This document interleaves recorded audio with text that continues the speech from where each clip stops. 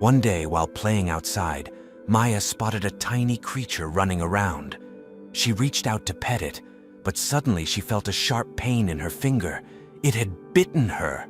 Maya cried out in surprise and pulled her hand back, watching the creature run away and disappear into the distance. The pain quickly faded away, and she headed back home, not thinking anything of it. However, over the next few days, her health took an unexpected turn. She had no idea that it would lead to her seeing the same creature again, but in a very different situation. Maya was hiding in her room, worried that her parents would come in and see her finger. It had been a couple of days since she had gone to play outside and was bitten by that weird animal. But she had not told her parents about it yet, and she wasn't planning on doing so. But deep inside, she knew she couldn't keep it a secret forever. Her finger had started to hurt really badly, and it looked quite awful as well. It was all swollen and red, and she did not even want to look at the wound. Even just touching her finger hurt terribly. She had kept it a secret for a few days, but now she needed to face her fears and ask for help.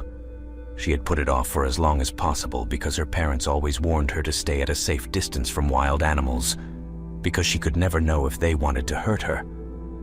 And now, she had not taken their advice, and the exact thing they always warned her about had happened, and it was her own fault.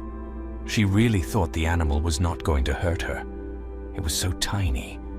She had only wanted to pet it, but then it had bitten her in the thumb. However, it did not hurt too much, and she wasn't bleeding, so she thought it would be okay. Now it was clear that she had been wrong. It was time to tell her parents. "Mommy?" she softly called out from her room. A few seconds later, her bedroom door opened, and her mother peeked her head through the opening. "Yes, honey?" her mother responded cheerfully. However, as soon as she saw Maya, her expression shifted from joy to concern. She sensed that something was wrong. "Maya, are you all right?" her mother inquired, entering the room and closing the door behind her. Maya, still sitting on her bed, held her right hand behind her back, tears welling up in her eyes. Sitting down next to Maya, her mother asked, "Sweetie, what's wrong?" Maya, realizing there was no turning back, showed her mother her hand. Her mother gasped upon seeing it, shocked by the sight of Maya's finger. Grabbing her daughter's hand, she exclaimed, "Oh no, Maya! How did this happen?" Maya hesitated to answer. "Mommy, can you make the pain go away?" Maya tried to deflect the question, but her mother insisted. "Maya, honey, I can only help you if you tell me how this happened," she explained, gently placing a hand on Maya's cheek. Maya's finger was starting to hurt more, so she recounted the encounter with the little creature outside and how it had bitten her. "I'm sorry, Mommy. I know I shouldn't have done that," she finished, fearing her mother's anger. Instead, her mother expressed worry. "Honey, don't worry. Let's get you to a doctor as soon as possible, because this doesn't look good." They hurriedly drove to the nearest doctor's office, hoping for immediate assistance. Maya's mother, upon reaching the doctor's office, requested an appointment for the same day. Unfortunately, the assistant informed them that the schedule was fully booked for the day, suggesting they return tomorrow. Unhappy with the response, Maya's mother asked her to show the assistant her finger. After a glance, the assistant gasped and took immediate action.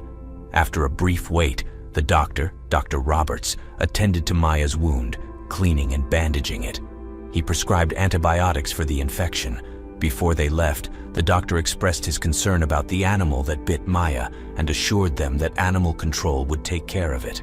Back in the car, Maya asked about the fate of the animal. Her mother, momentarily silent, explained the potential consequences and reassured Maya that she would be all right. Maya was determined to find the little creature before animal control did, fearing it might get hurt or hurt someone else.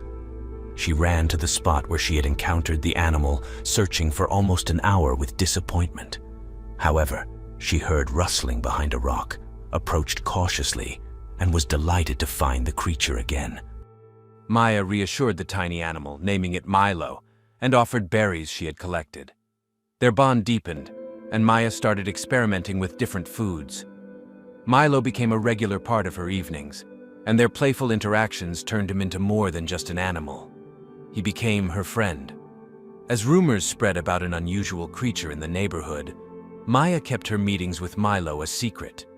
Stories from the elders about mysterious creatures intrigued Maya, making her wonder about Milo's origin. Fearing undue attention, Maya decided to create a makeshift shelter for Milo using available materials. Hidden deep in the woods, Milo's sanctuary provided a shield against curious onlookers and the elements. The community buzzed about the mysterious creature, triggering alerts to animal control and neighborhood warnings. Fearing for Milo's safety, Maya became more discreet, varying meeting times and camouflaging their shelter. To learn more about Milo, Maya visited the local library, researched wildlife, and stumbled upon a magazine featuring creatures resembling him. Panicking at the sight of animal control near her home, she rushed to their meeting spot, relieved to find Milo safe. Curious stories from Mrs. Jennings hinted at an animal sanctuary, leading Maya to research its troubled history. Concerned about Milo's possible connection to the sanctuary and his family, Maya brought him home, but soon faced the moral dilemma of keeping him hidden. Driven by a desire for answers, Maya visited the sanctuary undercover. While touring, she discovered a photo resembling Milo and learned more about the challenges faced by sanctuary workers, Sarah and Ben. Maya grappled with the decision to reintroduce Milo to his kind, eventually confiding in Sarah and Ben. Together, they devised a plan for a gradual reintroduction to the sanctuary.